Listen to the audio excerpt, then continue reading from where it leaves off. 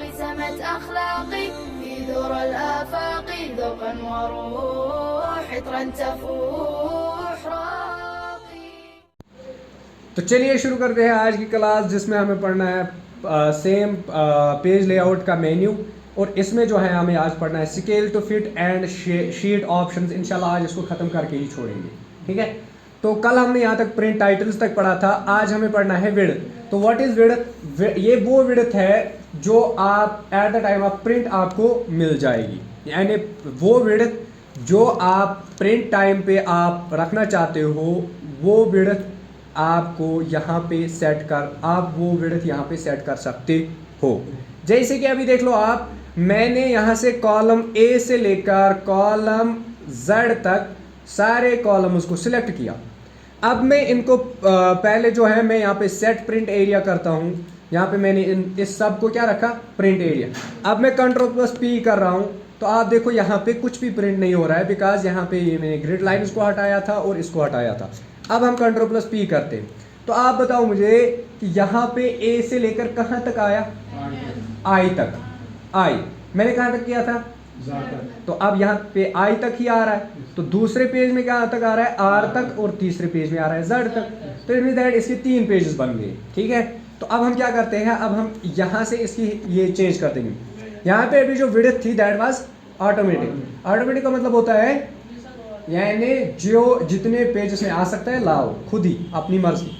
अब जब मैं यहाँ पे एक पेज रखूंगा, एक पेज ही रहना चाहिए. बात आ रही है समझ? मैंने क्या रखा, यानी एक पेज ही रहना चाहिए. अब मैं Ctrl+P कर रहा हूं, तो आप देखो कहां तक आया, है ना, एक ही पेज आया जेड तक बराबर. तो ये सारे कॉलम्स अगर आप एक साथ प्रिंट करना चाहते हो, यानी प्रिंट कैसा आपका होना चाहिए, तो वो आप वहां पे सेट कर सकते हो विड्थ. यानी कॉलम्स कितने आने चाहिए, तो वहां पे आप विड्थ दोगे यहाँ पे, एंड देन जितनी भी आपको सेल्स प्रिंट करानी होगी वो हो जाएंगे, यानी जितने भी कॉलम्स. बात आई समझ? अब आज जब यहाँ पे मैं दे रहा हूँ 2 पेजेस, तो जैसे मैं Ctrl+P करूंगा, तो आप देखो यहाँ पे एक कहाँ तक आया, ऑलमोस्ट टी तक है मेरे ख्याल से. A B C D E F G H I J K L M तक आया है एक, और M से लेकर आगे 2. अब जब मैं करूंगा काम, और देखो आप सेल्स बढ़ रही है. अब यहाँ पे जब मैं करूंगा ना काम, 3 पेजेस रखूंगा. जैसे मैं Ctrl+P करूंगा, तो आप देखो कितने पेज आ गए, 1 2 और 3. बात आई समझ? तो ऑटोमेटिक में भी यही हो रहा था. अगर आप मैन्युअली रखते हो तो 3 पेजेस तक ये अच्छे से आएगा. बट यहाँ पे एक और चीज़ आप देख लो, किसका हाइट. अब हाइट क्या आती है, यानी हाइट का किसको बोलते हैं, जब हम प्रिंट करते हैं तो this is known as height. यहाँ से लेकर यहाँ तक, यानी 1 2 3 4 जो है this is height, and ABCD जो है दैट इज विड्थ. बात आई समझ या नहीं? अब यहाँ पे क्या होता है, ये हाइट भी आप सेट कर सकते हो. अभी देखो आप यहाँ पे ऑलमोस्ट 47 लाइन्स तक आता है. कितना आता है, 47. अगर मैं नीचे तक सिलेक्ट करूंगा ना 47 तक, यहाँ से लेकर 47, सॉरी ये ज़्यादा हो गया, 47 ये आ गया ना 47. और यहाँ से हम जेड तक करेंगे, जेड तक, जेड वाई एंड जेड 47. अब यहाँ पे मैं सेट प्रिंट एरिया कर देता हूँ. अब Ctrl+P कर लो, आप देखो 46 लाइन यहाँ पे आती है, सॉरी 46, एड 47 वाली कहाँ पे आ गई, नीचे. अब यहाँ पे हम क्या करते हैं, विड्थ यहाँ पे पेज की करते हैं 1. तो जैसे मैं Ctrl+P करूंगा, आप देखो कितना कम हुआ विड्थ से. आप देखो हाइट भी खुद ही कम हो रही है. समझ आया? तो ये इजी है ना. लेकिन ये छोटी छोटी सेल्स आ रही है, आपको ये दिखेंगी नहीं. ठीक है, तो इसको आपको ऑटोमेटिक ही रखना ठीक रहेगा. Very good. देन यहाँ पे आप देखो, यहाँ पे 37% बाय डिफॉल्ट है ये चीज़. ये तो 100 पे होती है बाय डिफॉल्ट.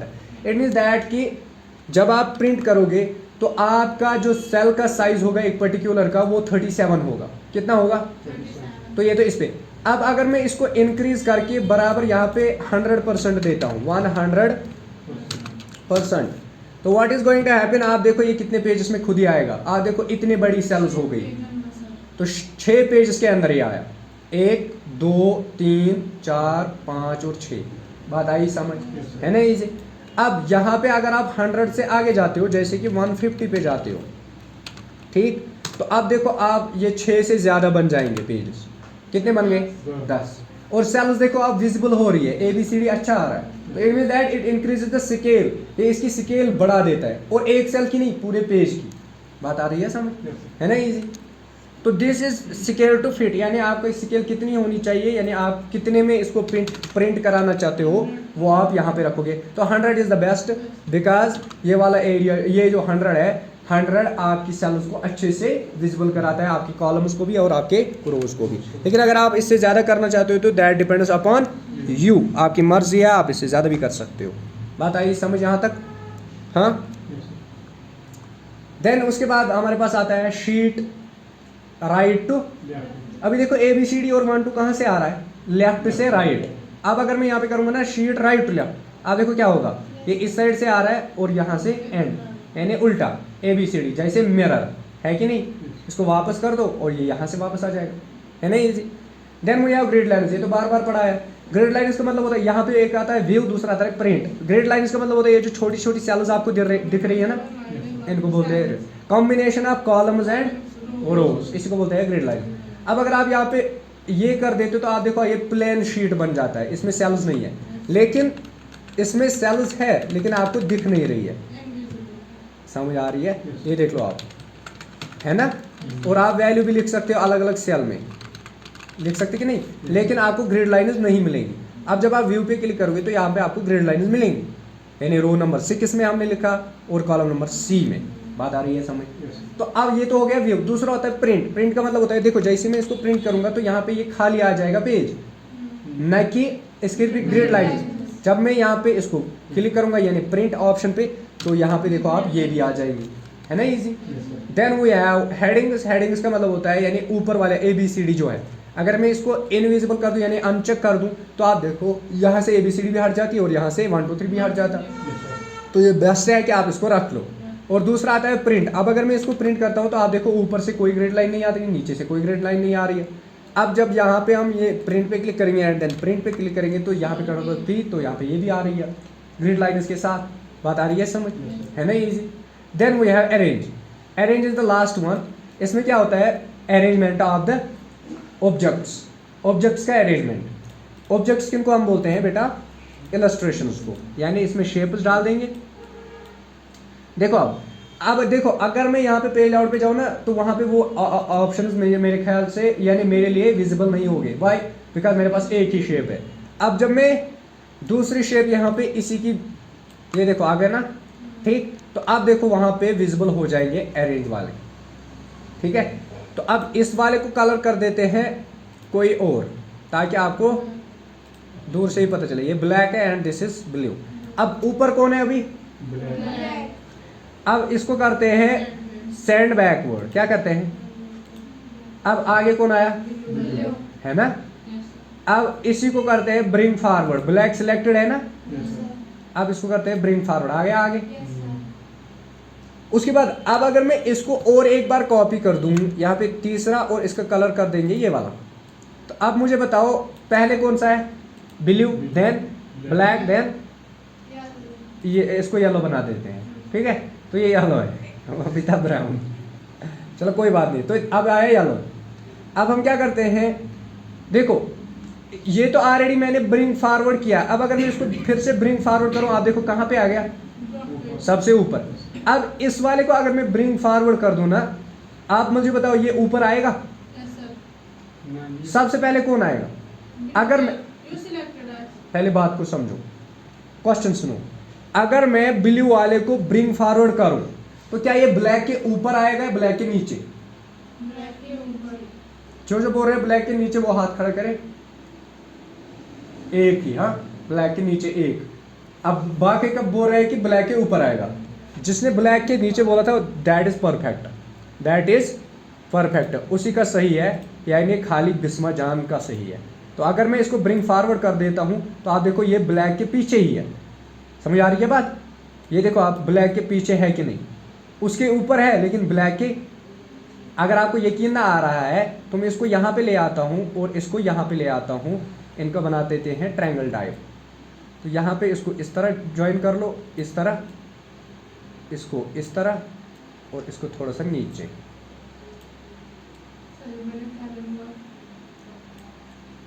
ठीक है। अब आया समझ, ये 3 कलर्स है, लेकिन इनको ऊपर एक दूसरे के ऊपर रखना पड़ेगा। सबसे पीछे कौन सा है ना येलो। देखो जब मैं इसको ब्रिंग फॉरवर्ड करूंगा ना, तो what is going to happen, ये ब्लैक के ऊपर आएगा नीचे, ब्लैक के ऊपर ये नीचे आएगा। अगर मैं ब्रिंग फॉरवर्ड कर दूं इसको, ब्लैक के ऊपर या नीचे, ब्लैक के नीचे आएगा, ब्लैक के, अगर मैं इसको ब्रिंग फॉरवर्ड कर दूं, आप देखो, लेकिन इसके ऊपर आ गया ब्लैक के नीचे। अब सुनो, अब ब्लू है ना सबसे नीचे, अगर मैं यहां पे कर देता हूं ब्रिंग टू फ्रंट, ये सीधे आगे आएगा, दोनों को पीछे छोड़ेगा और सीधे आगे आएगा। हाँ, सिमिलरली अगर आपको इसको सबसे पीछे यानी बेचना है, then you will click send to back, तो ये सबसे पीछे चलेगा एक ही साथ, ठीक है। तो अब ये आया समझ। सिलेक्शन पेन, सिलेक्शन पेन का मतलब होता है हमारे पास कितनी फिगर्स है और कौन कौन से विजिबल है कौन से इनविजिबल है, वो आप यहाँ पे सेट कर सकते हो। जैसे कि ओवेल 2, इसको आप अनविजिबल कर दो तो कौन सा हो रहा है, ब्लैक, ठीक है। अब यहाँ पे ओवेल 3 है, दैट इज येलो, क्या है, येलो। अब अगर आप यहाँ पे इसको इनविजिबल करते हो, तो जैसे ही मैं इस पर क्लिक कर रहा हूँ, आप देखो ये चला जाता है, वापस ले आता हो तो आ जाता है। अब अगर तीनों को करना है तो हाइड ऑल कर दो, अगर सबको दिखाना है तो शो ऑल कर दो, बात आई समझ। देन वो यहाँ होता है अलाइनमेंट, पहले इसको सिलेक्ट कर दो, इसको और इसको, अब आते हैं इस पे एंड देन अलाइन। देखो ये जो अलाइनमेंट है ना, पहले मैं दिखाता हूँ, इसको इसके ऊपर ले आते हैं, लाया इसके ऊपर, टेक्स्ट कहाँ है, पीछे। अब अलाइन अगर मैं यहाँ पे करता हूँ ना, अलाइन लेफ्ट, ये किस साइड में अभी है, लेफ्ट में, तो पहले करते हैं अलाइन सेंटर। क्या हुआ, यानी ये तीनों सेंटर में अलाइन हुए कि नहीं हुए। पेज की विड्थ है यहाँ से लेकर यहाँ तक, है ना, तो ये सेंटर में। अब यहाँ पे करते हैं अलाइन लेफ्ट, हम इसको इस तरह बढ़ा देते हैं और इसको इस तरह, और इसको थोड़ा सा यहाँ पे लेफ्ट में कर देते हैं और इसको थोड़ा सा लेफ्ट कर देते हैं। अब तीनों को सिलेक्ट करते हैं, राइट, हाँ एग्जैक्टली, तीनों को सिलेक्ट करते हैं, arrange align and align right कर देंगे। कहाँ गया, ये आगे ना तीनों राइट साइड में। अब वापस करेंगे अलाइन लेफ्ट, आगे ना लेफ्ट साइड में। अब ये जो आपकी विड्थ होती है ना इसकी, आपकी पिक्चर की, ये उसी को राइट लेफ्ट लेता है, यानी अभी मैंने लेफ्ट किया तो इसकी विड्थ के बराबर आ गया ना। अब जब मैं राइट करूंगा तो इसकी विड्थ के बराबर आएगा, ना कि इसकी विड्थ के बराबर, समझ आया। देन वो है अलाइन टॉप, जैसे मैं अलाइन टॉप करूंगा तो एक साथ ऊपर आ जाएंगे, इसी तरह अलाइन बॉटम तो एक साथ नीचे चले जाएंगे। अब देखो नीचे कौन सा आ गया, ये वाला, ये दोनों तो एक ही मार्जिन पे है ना, है ना, तीनों एक, ये दोनों एक ही लाइन पे। अब ये कहाँ पे है, ये वाला नीचे है ना। तो अब अगर हम करेंगे अलाइन टॉप, तो what is going to happen, पीछे वाला ऊपर चला जाएगा, बस बस आया समझ। Then we have view grid line, view grid line का मतलब होता है ये ग्रिड लाइन दिखाओ, अगर मैं इस पे क्लिक किया तो ये अनहाइड हो जाएगा, वापस लाएंगे तो इसी पे क्लिक करेंगे तो यहाँ पे आ जाएगा। Then we have group, group का मतलब होता है इन तीनों को एक साथ मर्ज कर दो और एक ही इमेज बना दो, ये तो मैंने बताया था। जैसे मैंने ग्रुप पे क्लिक किया, अब आप इसको यहाँ से हटाओ तो सारी हट जाएंगे एक साथ, है ना, अभी तक अलग अलग हो रही थी, तो यही होता है ग्रुप। अब अगर मैं यहाँ से इसको अनग्रुप कर देता हूँ, देखो अब अगर मैं इसको हटाऊंगा ना खाली ये हटेगी, इसको हटाऊंगा तो ये, इसको हटाऊंगा। अब अगर मुझे इन तीनों को एक साथ हटाना है तो व्हाट आई विल डू, इसको सिलेक्ट करेंगे, इसको इसको and then arrange group group. अब देखो इसको हटाएंगे तो सब हट जाएंगे एक साथ, है ना। उसके बाद यहाँ पे है रोटेट, रोटेट का मतलब तो पता ही है। अभी देखो ऊपर कौन सी है, ये इस साइड में, इस साइड में। अब देखो जैसे मैं यहाँ पे करता हूँ ना रोटेट, क्या हुआ, देखो देखो नीचे वाला ऊपर चला जाता है और राइट वाला यानी क्लॉकवाइज 90% घूम जाता है। Rotate right 90, rotate left 90। अब ये एंटी क्लॉकवाइज, अभी येलो जो था वो राइट साइड में था, वो कहाँ पहुंचा, ऊपर। अब इसी तरह फ्लिप वर्टिकल का मतलब होता है उल्टा करो, वर्टिकल का मतलब उल्टा करना, जो ऊपर है उसको नीचे लाओ, जो नीचे है उसको, ये देखो ये कहाँ पे है, नीचे, ऊपर क्या है, ब्लू। जब मैं फ्लिप वर्टिकल करूंगा ना, अब देखो ये फ्लिप वर्टिकल, तो नीचे आया ब्लू, ऊपर आया। अब देखो यार, फिलिप हॉरिजॉन्टल, हॉरिजॉन्टल का मतलब होता है उल्टा करना, यानी जो राइट साइड है वो लेफ्ट साइड दिखा दो, जो लेफ्ट साइड है वो राइट साइड। तो यहाँ पे देखो राइट साइड में क्या है अभी, येलो, लेफ्ट साइड में कुछ भी नहीं है, ठीक है, यानी ब्लैक है। तो जैसे मैं फिलिप हॉरिजॉन्टल करूँगा, आप देखो ये यहाँ से पहुँच गया और ब्लैक यहाँ से है ना। Then we are more rotation, अगर इसके बाद भी आपको और कोई रोटेशन करनी है तो then you will select this one. अब आप इस तरह कर सकते हो, आधा आधा बढ़ा दो, ये विड्थ हो गई, ये विड्थ और ये हाइट। अब देखो रोटेशन, अब मैं इसको थोड़ा थोड़ा करके, यानी थोड़ा थोड़ा डिग्री करके इसको मूव कर सकता हूँ। आया समझ? बाकी इसमें आती है स्केल विड्थ, ये 100% ही रहना है, 110 है अभी, तो इसको 100 कर सकते हैं। That is size. जब आप साइज बढ़ाओगे तो यहाँ से स्केल खुद ही बढ़ जाएगी। अगर आप हाइट बढ़ाते हो तो स्केल हाइट बढ़ जाती है, अगर आप विड्थ बढ़ाते हो यहाँ पे परसेंटेज में तो यहाँ पे ये बढ़ जाती है। बात आ रही है समझ? तो दैट इज एनफ फॉर